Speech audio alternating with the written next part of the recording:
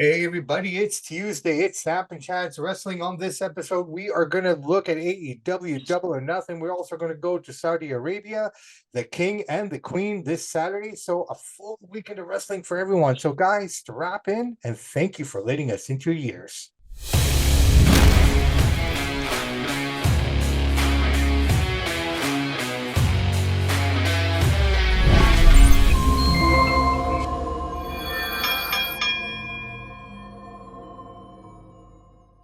Hey everybody, welcome back to another episode of Samp&Chance. I am your host, Bobby Sampson, joined as always, my man with the master plan, Mr. Chance Michaels. Chancellor, how are you, man? I'm doing pretty good. How about yourself? Hey man, you know what? Considering everything is everything, life is great. Can't complain. Blessed with everything. I don't know what it's like for you, but it's pissing rain here today. Yeah, it's raining out here too. All right, so we're equal on that. But guy, dude, we got a lot of cool wrestling happening this weekend. I mean, both Yeah. promotions are coming out with premium live events. One on Saturday from the WWE, which is a Saturday afternoon, just for everyone to know. And the other one coming from the MGM Grand AEW's Double or Nothing, their sixth rendition of it. Why don't we talk about AEW first, man? Do it. I think it's an interesting card. You know what? We'll just do these as we'll just break them down match for match and make our predictions. Let's start with the AEW World Championship title swerve Strickland against Christian Cage. Um, I think this is going to be a fun match. You know what? Both guys will work really, really hard. My only concern here is just because of the way Christian is booked and the way they view him. I hope he doesn't win. I'm picking Swerve, but I won't be surprised if Christian wins. No, Christian has zero chance of winning. Swerve's younger. He's the first African American champion. They're riding high off that. He's an old man. He's in his 50s. There's no way he's going to win. Second of all, the first thing when I look at this card and I see this is your main event, I say to myself, why? Why are you putting a 50-year-old guy in there that can barely move? He's old, he's slow, he's tired. He still has good psychology. He's still a good character. He doesn't need to be wrestling for the belt. It just doesn't make sense. There's a 20-year age difference here. I think it's a badly booked match, my least favorite match on the card. Not looking forward to it, but Swerve will retain. He's young, he's hot. Yeah, no way, old man Christian. He doesn't need the belt either. No, he doesn't. No But put it on him. with him, the way they booked him with this patriarchy family that he has with Nick Wayne, Mama Wayne, and I don't know, Killswitch or Luchasaurus, I don't know what they call him now. They always seem to find a way to cheat and win. You know what I mean? That kind of situation. So Yeah. that's why I'm saying I wouldn't be happy about it, but I wouldn't be surprised if Christian wins here. That's the thing. No, I say 0% chance. There's too much going for Swerve right now. The African American stuff, younger. Christian's an old man. This is just Tony Khan. On the booking. This is just Tony Khan. This is the difference between Vince McMahon and even Triple H. Triple H and Tony Khan are major, major fans of the business. Vince is to a certain extent, but he's also a businessman. This match right here is Tony Khan as a teenager, fantasy booking one of his favorites, Christian, and he's putting him on the card. It doesn't make any sense. I'm not looking forward to it. But well, Swerve wins, no doubt. On the card, we'll see how it plays out, man. Maybe it'll be a good match. Who knows, right? There's a lot for him to overcome. He's fighting just not Christian. He's fighting this whole crew. Plus the people that were in his crew that turned on him. You know what I mean? So who knows? All right, let's move on to Anarchy in the Arena match. You've got the Elite, Okada, Matt, and Nick Jackson. Jack Perry up against Daniel Bryanson, Darby Allin, Hardwood, and Wheeler FTR. What's his name? Eddie Kingston, your boy, was supposed to be in this match, but he broke his leg, so he's out for a year apparently. And so I don't like to see anybody get injured, but the guy, I hate to say it, but he has no business being on AEW. Yeah, fair enough. I feel bad for him for getting injured. I wish him a good recovery. It's nothing personal. I'm just talking about him, his look and his wrestling. Yeah. No, I get it. We get a returning Darby Allin to take his place, and we got an outgoing Bryan Danielson, which is going to be interesting here because this guy's due. He's going for neck surgery. So I don't know how much he's going to be a part of this match. Based on all that knowledge, stick with the Elite, man, with the role that they're on and everything. I think they're just going to get this done. You know, it just doesn't make sense for them to lose if they're trying to build momentum for their little crew. If you look at both sides, the other one's just kind of put together, right? Where the other side is more cohesive. So I'm going to lead on this one, man. I think they're going to pull it out. Yeah, I'm with you with the lead. I don't even know what an anarchy in the arena means. That means a hardcore match. It means anything goes, I guess. Basically TNA specialty. They do this once a year where they basically have these two teams and they fight everywhere. So during the pandemic, they actually used where the Jacksonville Jaguars play and had them fight throughout that whole empty arena. Yeah, I remember that. Remember that. Right. So same kind of basis here, like anything goes. I don't know if falls count anywhere or if not, but I think, The thing with Daniel Bryan, the guy's early 40s, he's still wrestling very well, but at the same time, dude, he's had multiple neck problems. It's almost time to call it a day. A couple more big matches maybe and get out of there. I mean, you're never going to be a massive star. You're in AEW, the second tier promotion. Why do this to your future health? You got enough money now. I think this is a prime example of where we can see why they didn't re-sign him. You know what I mean? They saw that and yeah. But he's still great in the ring, but at what cost is it worth it for you?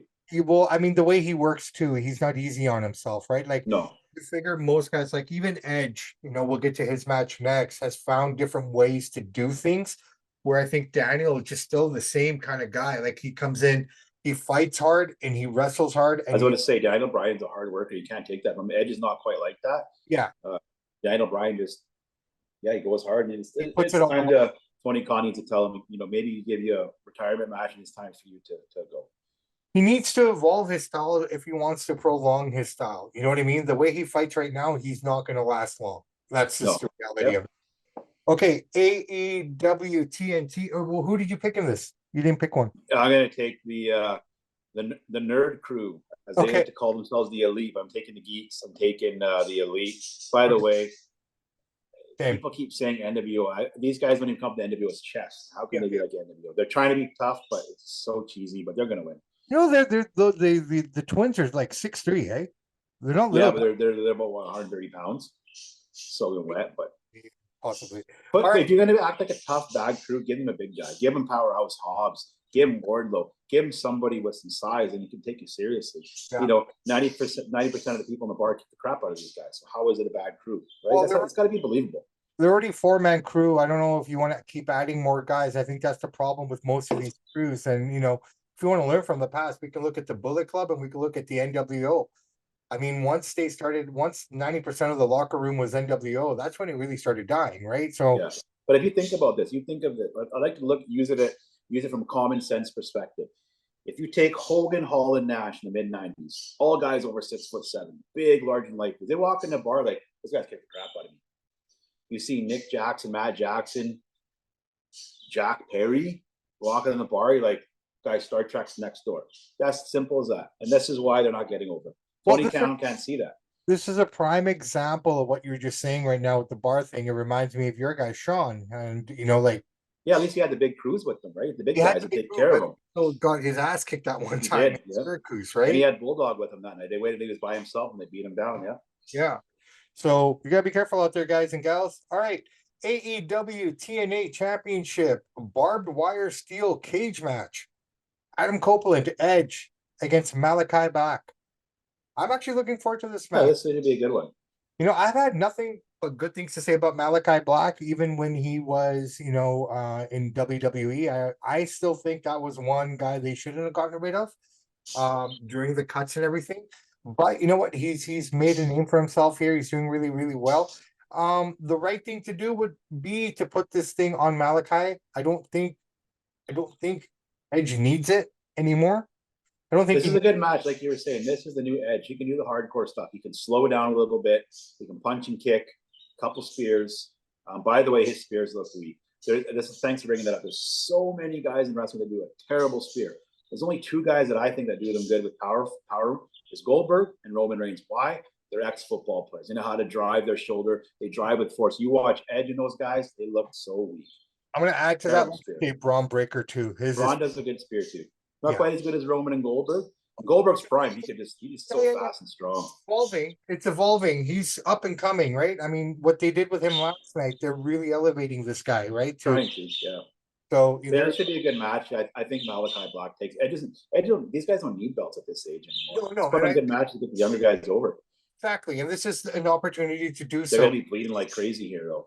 Well, that's it. It's going to be a lot of color in this one, man. So I'm going Malachi. You're going Malachi as well, right? Yeah. Yeah. All right. This will be a good match, though. I'm looking forward to this one. Yeah, definitely. And I'm also looking forward to this one. AEW International Championship, not so much for Roderick Strong, but his opponent, Will Ospreay. What the heck is international championship, though? What, they have too many belts in AEW. IWGP. Come on, it's getting corny. Well, the IWGP is from another promotion, which is kind of brought over, but I get what you're saying. But yeah, AEW does have a lot of titles, man. But this is the International Championship. This is the one where they had the big tournament for. Yeah.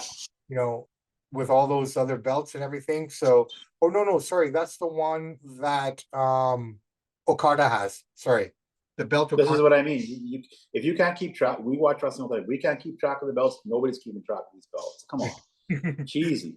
All right, so Roderick Strong, Will Ospreay. You know what? I really want Will to win, but I have a feeling he's going to lose to Roderick Strong and that whole crew that he has following with him. They're going to cause it in some way. And I think this is where we'll see Will officially become a face, possibly. This is the way I'm booking it. By all accounts, Will should beat the crap out of this guy. Oh, Well, by all I'm just looking forward to watching Will in the ring because he's such an athletic. well, this is the thing. Guy. The fights that he's had, the fights that he's had with Daniel Bryan, the fights that he's had with Kenny Omega have just been absolute barn burners, like just great matches. Yeah, he's a good worker. You can't take anything away from him. And I actually would keep myself.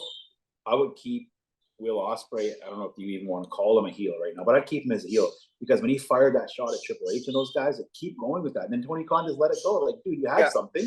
You cowered your tail between your legs again. Come on, be a man. Will is kind of in a transitional thing right now. He's kind of half heel, half face, right? Because he's just kind of there. He's right in the middle. He's not either way. So, you know. And I gained a lot of, I always respect Will in the ring, but I gained a lot more respect from when they asked him about it. He doubled down on it. I'm not apologizing. That's the truth. And that's awesome. And that's what you want. And you know, I bet you anything Triple H loves that too, though. He's not averse. He knows it's true. Triple H ain't denying it. You can't deny it. Yeah. All right. It should be a good match, but I think you're right. I think Roderick's going to get the win here, and Will's going to start chasing these guys as a face. Right. I think so. I think something's going to happen there because, I mean, the way I'm looking at it right now, I just have a feeling that Don Callis is going to intervene in here somehow, right? Like if he loses the match, they're going to come out and humiliate him, and then he's going to do his thing, and we'll get the character that they're kind of looking for. Roderick's going to have to work hard, man, because Will's going to push you, so you're going to have to bring your A game. Well, hey, man, Roderick's not no slouch either. He can work. No, he's good. He's good. He's good, right? So, I mean, this is why I'm saying I'm looking forward to it because you got two good guys in there who can work. And we're going to get a pretty good match here. And if it's anything with AEW's flow, you're not going to get a lot of backstage stuff. They have a better flow than WWE, absolutely. Right? For their shows, they're longer.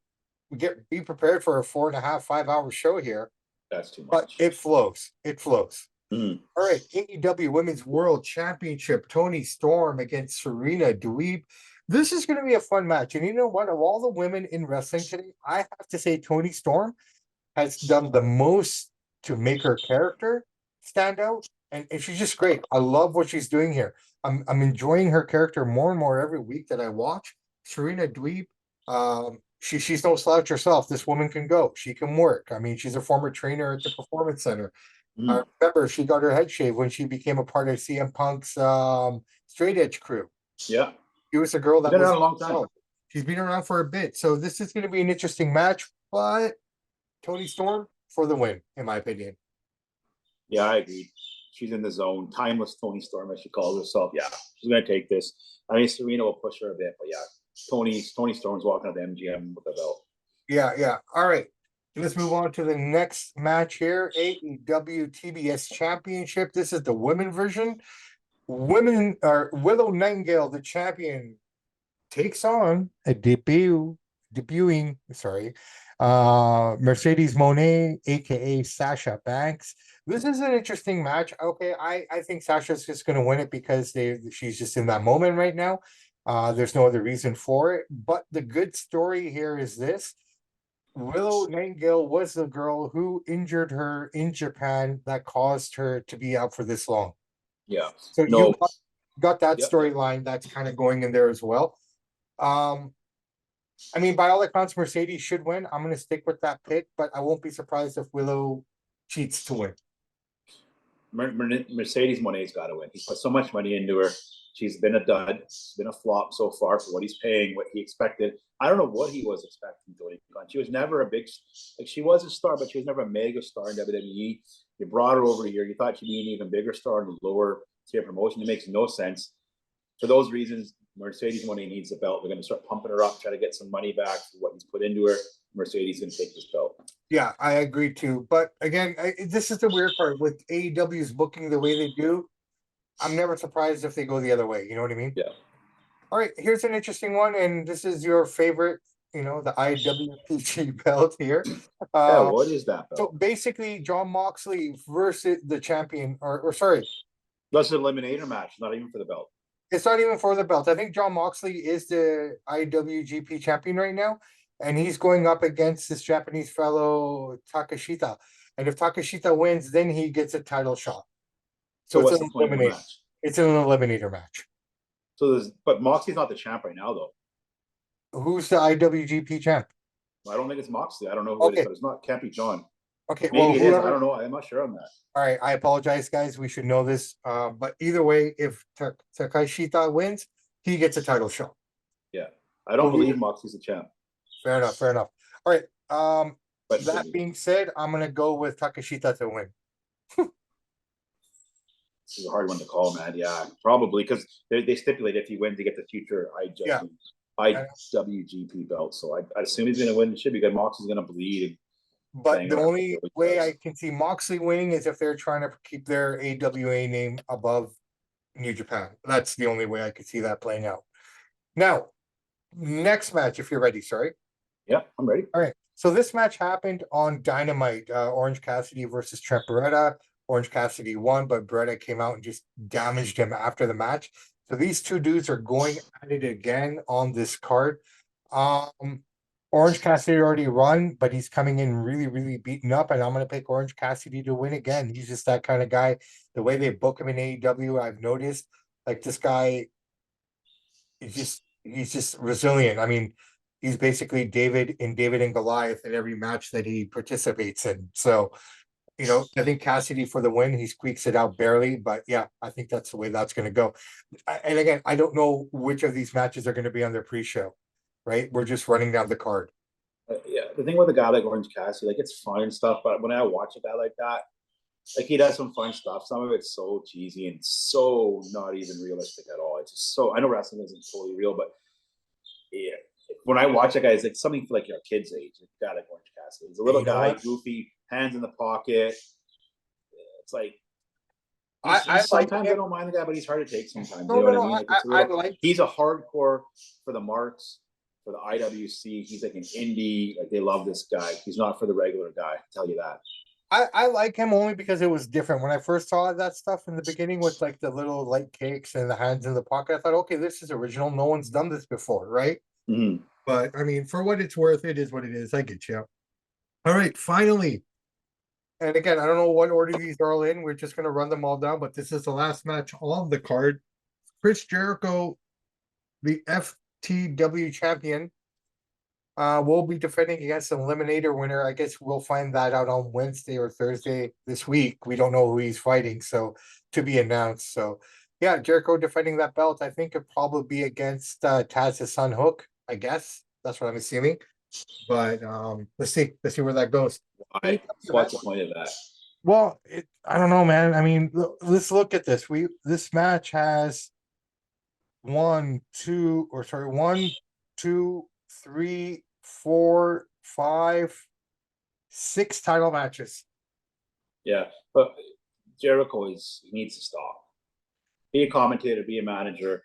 You still have a good character, but you're not moving very well in the ring. You're not in great shape. There's no point. Be a manager, yeah, you're right. I totally agree with you. And McMahon would never allow this to go on. The one thing about Jericho is this guy keeps coming up with new gimmicks every year. Now he's started this new thing called the Learning Tree. You know what I mean? It's just by the way, we were right. Moxley is not the champ. It's David Finlay. Dave Finlay. Okay, yeah, this is not for the belt. I don't know why Moxley, if he wins, he's gonna get an eliminator fight, but yeah, he's not the champ. Well, it's kind of interesting. So if Moxley wins, he just wins. But if Takashita wins, then he gets a title shot. So, like I said, this is the problem. When you're a hardcore fan like Tony Khan, you're booking as a hardcore indie fan, a hardcore indie mark, and that's fine and dandy. But this is why you got 700,000-800,000 people watching your show because a lot of people don't take this stuff serious because it's like, I know it's wrestling is corny, but like, come on, man. Come on, man. Putting out Christian and Jericho all the time at this age, these guys can barely move. Oh, fair enough, man. But like I said, I mean, they got the right guys holding the belts. It's just a question of what they're going to do with them now, right? And like I said, just based on what I've seen in the past and how they book and what they try to do and throw swerves, it's usually the wrong pitch that they're throwing out there, right? I mean, the curveball they're throwing is not the right curveball. That makes sense. Yeah. Right? So this is why some of these outcomes might surprise people, but shouldn't surprise people. Yeah. Which is why I will say right now, though, the two pay-per-views this weekend, I usually pick WWE, but I'm telling you right now, I think the AEW card is better than the WWE card. I think that WWE card that we're going to preview is a complete dud. One or two good matches. It doesn't feel like a strong pay-per-view. We'll see. We'll get into that right now, but yeah. Let's get into it. All right. So the WWE King and Queen of the Ring 2024, Jeddah, Saudi Arabia. Here we go. First match. And again, these are in no particular order. WWE Championship, Cody Rhodes versus Logan Paul.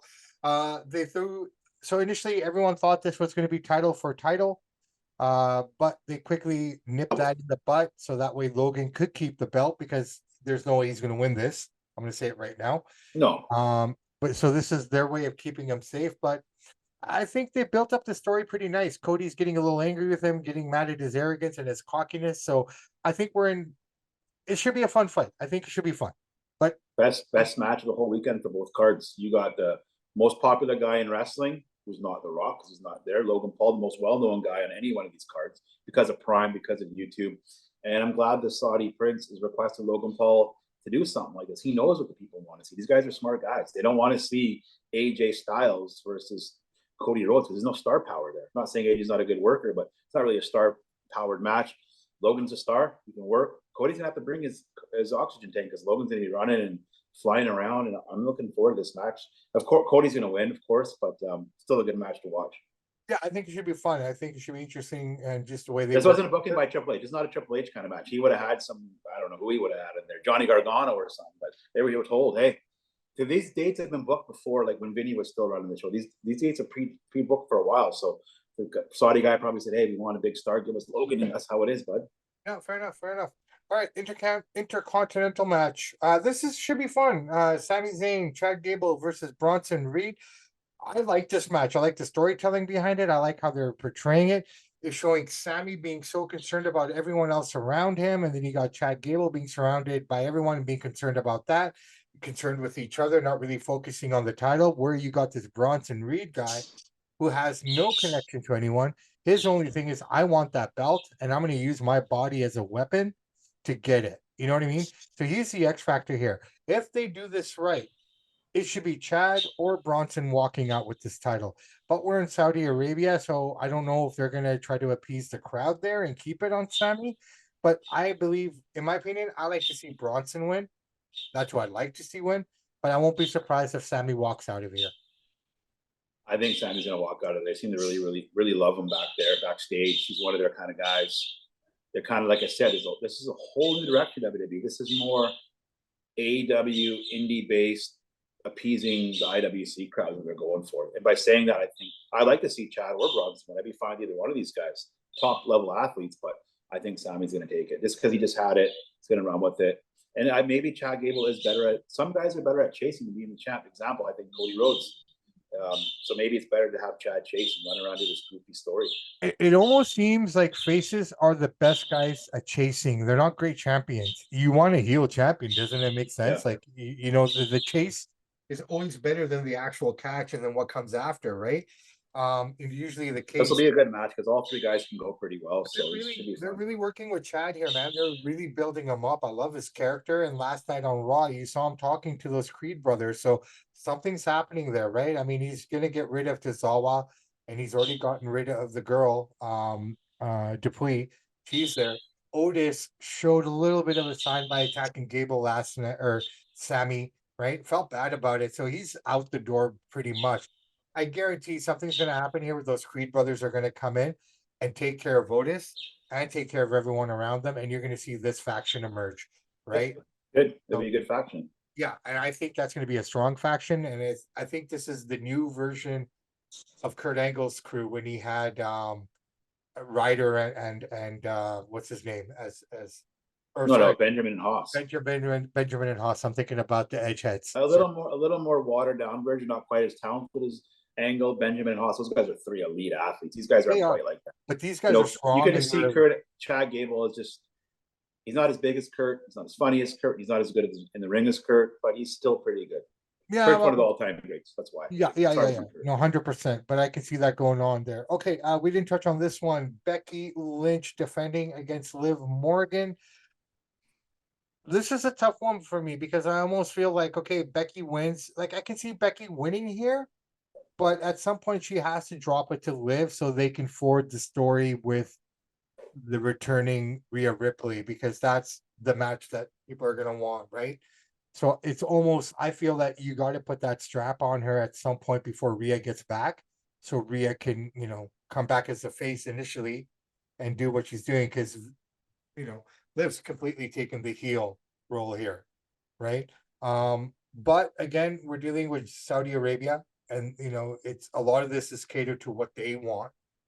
So if that's the case, I can see Becky walking out of here with this man. Becky's gonna walk out. Like you said, the Saudi factor, they love Becky. Like Triple H just loves her. All these guys just love her. These guys, this is the problem when you have guys like Triple H and even Shawn Michaels booking. They're booking as fans, as hardcore fans, instead of business people. And this is what I like about Vinny, because it's not their money. They don't care. Right. But Vinny, when you own the, like, if Tony's dad was booking, he would think, wait a minute, this is my money. Vince think, wait a minute, this is my money, my business. These guys, we can do fantasy booking because it's not their money. They don't care. They care, but they're not losing any money. Well, yeah, but it's not even Vince's money anymore, man. It's Ari's money. No, I'm saying when it was. That's what I'm saying. Yeah. He's booked as a businessman. But even Vince had problems in Saudi Arabia. He had to bend and give them what they wanted. Well, yeah, because they're giving him so much money. Like I'm saying, he's thinking like a businessman. Right. Like at one point, they asked for Yokozuna. At one point, we want Yokozuna. Like, well, he's dead. Like, well, then figure it out. This is the thing. I think sometimes some of the best bookers and businessmen are the non-wrestling people. These guys are hardcore. Shawn, Triple H, Tony Khan. They're the most hardcore fans. They live this stuff. They need to step back, put themselves in the seats, think as a common fan, what do we want to see? Yes, you're appeasing the IWC crowd. That's fine and dandy, but you guys got to think outside the box a bit here. Get some new writers in here. Get some fresh faces in there. And I don't know. This doesn't make sense to me. Well, they're on the right track, I think, personally, because, I mean, again, last night we saw Braun Breaker, right? I mean, they really evolved this guy. They brought him to the forefront. They're doing the right things with him. Larry Valkyrie. I mean, she's from the girls' side, but this is what you want to see. They're bringing in these new people. Like, she's just new here. She's going to the finals of the King of the Ring, right? We don't know who she's going to face yet. It's either going to be Bianca or it's going to be Nia Jax. It's going to be really tough either way. I don't see her overcoming either one of those two, per se, to win the title. But again, they're starting the process of bringing up this young talent and putting them in prominent positions to kind of help them grow. What it translates to, I don't know, but they're doing the right things. And so Braun Breaker, I like what they're doing with him. He just destroyed that skinny guy last night, beat the tar out of him, and then went backstage and took out Ricochet. So, I mean, he's on the right path here. So that's the female King of the Ring. We know one half, Lyrie Valkyrie against either Bianca Belair or Nia Jax, which we'll find out this Friday. I don't see her coming out of it against either one of those two. That's just my take. Yeah. On the men's side, Gunther's there. He's going to go up against Randy Orton or Tama Tonga. This is an interesting one. Who do you want for me personally, I would like to see Tama versus Gunther in the final. Yeah. It's probably going to be that. I don't know. I think Orton and Gunther would have a better match, but possibly. Tama's pretty good too. Gunther's doing a lot of complaining now. I lost a little bit of respect for him. He's like, of course you like Triple H bookings better because you don't have to hold to the same standards. He's kind of crying. He likes complaining about the old regime and how all these tasks. Well, yes, dude, you are in $1 billion company. You have to follow the orders. Like I say this best. Dad's gone. He was complaining he didn't like how Vince booked him. Sorry, who? Vince seen him. Gunther. Oh, okay. You know what I mean? It's easy to say now. It's like I say this best. Dad owns a nice house. Dad goes away. The older brothers are, let's party and have fun. This is exactly what this is. Of course, you're going to have more fun when Dad's gone. Of course, because you can goof around and stuff, right? And just a lot of sour grapes I felt from him and lost a little bit of respect for him for doing that. Still great in the ring, don't get me wrong, but It's like he's supposed to be this tough man, and then here you are complaining about the guy who made you, the guy who brought you in, the guy who made you a millionaire, and you're whining about him. Well, I mean, you know, it's just getting kind of tired of funny these because guys. Sammy I know it's a said, new generation of wrestlers, yeah, very I sensitive, but you don't like it. should have heard what Sammy said. You didn't hear about this, eh? Or if I you read read what it he or not. said. Sammy Yeah, about Triple H and his yeah, booking. I read it all. Yeah, Yeah, so he's on the other side saying that, yeah, I'll probably never be a world champion under this yeah. regime. I like that about Sam. He didn't say one bad thing about Vinny because he knows. Yeah. Who is this guy that looks like a landscaper getting a chance of a lifetime to come to WWE? He said he had a better chance at becoming world champion when Vince was around, Yeah, and he's he right. does with Triple H. Mhm. That's the way they both think, right? Which is weird considering you would think Triple H would make him a world champion, but he's on the other side saying, Because no. like you said, Vinny spur of the moment, what you're feeling that day. That's the thing. He'd rip up the Raw scripts because you see a script, it was crap. Rip it up, do another one. This is what I mean. He demands excellence. Triple H is not demanding that. Well, It's the cool brother. The cool brother. what? People are gonna love the cool brother than the dad, right? Maybe it's something that has to happen over a period of time. The way Vince is not overnight. It took time, you know, and I think But it's not his business or his money, so you're never going to be not that. even Right? Vince's business or money anymore. No, I know, but I'm saying when he was, he gave these guys a chance. Yeah. It's like if I build a house Right, and I leave the house, you're but not going Vince to care was if you don't still build it there with to your fix hands. it all, right? If you Mhm. want to call it fixing it. Like Vince was there to make sure, no, we're not doing this. He let them do what they want, but then he'd come and rip it all up, like you said, and start again. Sort of a Exactly. deal. There's no Right? accountability now. Now it's But more there fun. isn't. So you know, like unless Ari steps up or whatever, No, he's not that kind of that's guy. the thing. So well, that's what I'm saying. So we need to get better writers and then less hardcore fans of the business and get some guys in there, some writers. You had other guys before when WWE's at its peak. The guys that were writing weren't even former wrestlers. well, I They're tell you smart what, guys. I think we'll start to see a bit more of that now that they have their structure with TKO and everything, the way they're running things. So here's another. So that's the King of the Ring card. We covered it. Yeah, it's over. Yeah. Um, King and Queen, they call it now. That's another yeah, thing. King and Queen. So okay, so basically we have Gunther on one side. Who do you think's going to win between Tama and Orton? Orton will win. Yeah. Okay. I would like to see Tama win only just to keep that bloodline story going, because to have Tama come in his second fight and lose, again, be it Randy Orton, which is completely realistic and understandable and believable, but I just like Tama this the way they're portraying I like it. Tama too. So, you know, I would like to see that match more. I think that would just be more of an exciting match. Yeah. All right. So here's something I thought we could talk about really quick before we wrap it up. So TKO is saying that they're going to run shows. We're going back to the old school where WWE shows are going back to Sunday, which I liked anyways, right? Because you go right into Raw the next day, right? Which is always fun. Remind me about something there. So what they're basically going to do, and I don't know if Power Slap is a part of this. Dana was talking about this in his press conference. This is where this kind of came out.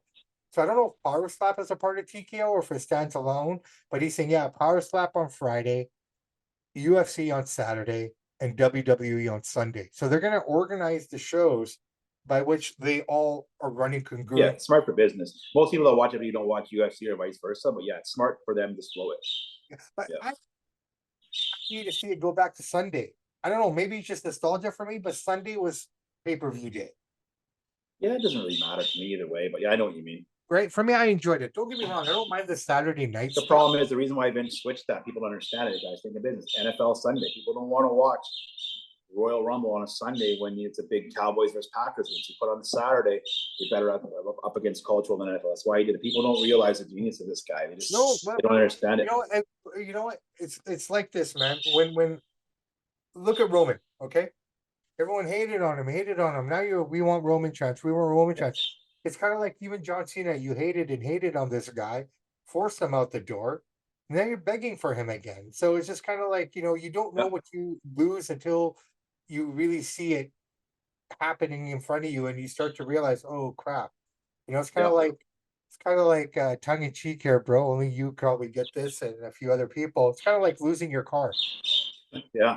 Right. All of a sudden, you're like, oh shit, I got to walk to the store. Right. Yeah. It just kind of little details. Take it for granted. Yeah. You take everything for granted. So these things will happen. I think things will get better on all fronts, and I think, like you say, AEW. This weekend, AEW's got the upper hand. I got to say their card's a little better. They have the opportunity, but will they deliver? Let's find out, right? I mean, anything can happen. We got to watch both shows. Match of the week, though, for me is Logan Paul, Cody. That's the one I'm looking forward to the most. Yeah, no, and I'm looking forward to that. I'm looking forward to that, but I think the match I'm looking forward to the most is Sammy Bronson and Gable. Yep, that's a good one too. All the elements that are there, it's just really explosive. I'm looking forward to that. On the AEW side, I'd have to say the match that I'm looking most forward to is probably the Copeland Malachi Black match, the Edge versus Malachi Black. I don't know why. It's just something I'm really intrigued by because I just feel like they got to do something with Malachi, man. They really do. He's really good. He's a talent. He's a guy you can build around. Him, Swerve are guys that you can build around. You know what I mean? Like they're there. So let's see what they do. Was there anything else? Oh yeah, I wanted to ask you your opinion. So we already know Monday night we had the 2 finalists, men and women, announced. Are they at a disadvantage because or are the Friday SmackDown guys at a disadvantage because they got to fight Friday night and then fight on the Saturday night? No, you know what I mean? No, but if you think about it, if this was real fighting, in real fighting, yeah, absolutely are. Right, it would be a complete disadvantage. I wish they had done that bit better. I mean, they should have possibly had everything set up here to give that even playing field because now you go into it. This might, because Orton and Tama are going to go hard. Oh yeah, it can be a great match. So whoever comes out of that one's going to be beaten up against a fresh Gunther. Yeah. Whoever comes out of the night, and those 2 women are going to go hard. So that could open the door for Lyra to actually have a chance of winning. So yeah. Just wanted to throw that out there, man. It's just something I thought about when I was watching it last night. Yeah. All right, brother, man. We've covered 2 shows. We made our predictions on 2 shows, and we talked a little crap about everybody and everyone that wanted to hear. Fair, yeah. So, pardon me. On that note, why don't we go our merry ways and get the rest of this week done and get ready for a weekend of wrestling and some great boxing as well, man. We'll touch on that on the boxing show. So, guys and gals, I'm Bobby Sampson. He's Mr. Chance Michaels. And in the words of the great AC/DC, those that download, like, and subscribe to the podcast, we salute you. We do salute you. And guys, it's just Tuesday, so plan out your weeks. Be safe. The roads might be a little slick. They might be sunny, depending where you are. But either way, just have a great week. Be patient. Don't worry about it. If it's not going your way, it will go your way. You just have to fight through it. Trust us. We're living proof of it every day. As good as some days are going to be a challenge. Doesn't mean things are going to shit. That's all I'm going to say to that. All right, Samp and Chance, we will see you next week.